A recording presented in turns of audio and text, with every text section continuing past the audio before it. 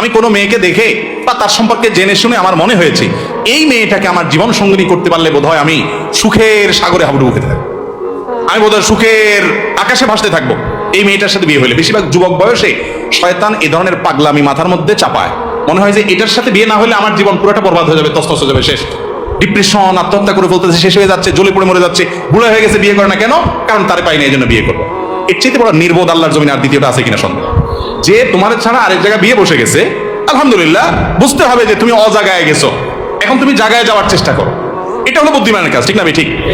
এই জন্য আল্লাহর কাছে এই ধরনের দোয়া করবে না। অনেকে বলে আল্লাহ তুমি আমার 40 লাখ টাকা দাও, আর কিছু চাবো না আল্লাহর কাছে, তোমার কাছে। গরিব মানুষ হিসাব করছে যে আমি লাখ 20 টাকা হলো গ্রামে সুন্দর করে একটা দালান কোঠা বাড়ি করব, বিল্ডিং বাড়ি করব, আর বাকি 1-2 লাখ টাকা দিয়ে একটা মোটরসাইকেল কিনবো, 10-20 লাখ টাকা একটা দোকানদারি করবো, আমি বসে বসে খাবো। এরকম শর্টকাট হিসাব অনেক সময় আমরা করি না অনেকে। এই ধরনের হিসাব হলো বোকামের হিসাব। একজনকে আল্লাহ তাআলা একদিনে 10,000 টাকা কামাই দিছে, এরপর তারা আল্লাহ তাআলা এমন একটা অসুখ দিছে যে 11,000 টাকা ওইটাতে বিল আসবে, খরচ হাসপাতালে। আরেকজনকে আল্লাহ তাআলা 2,000 টাকা কামাই দিছে, তার 500 টাকা খরচ আর 1500 টাকা পকেটে রয়ে গেছে। বরকত কোথায় হলো? ওই 2,000 এর মধ্যে হলো না?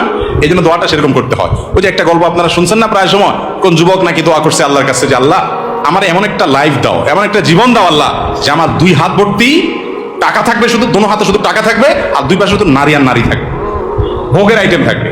তো আল্লাহ তাআলা তাকে একটা মহিলা কলেজের বা কোন একটা কোম্পানির নারী স্টাফদের বাসের কন্ট্রাক্টর বানাই দিচ্ছে।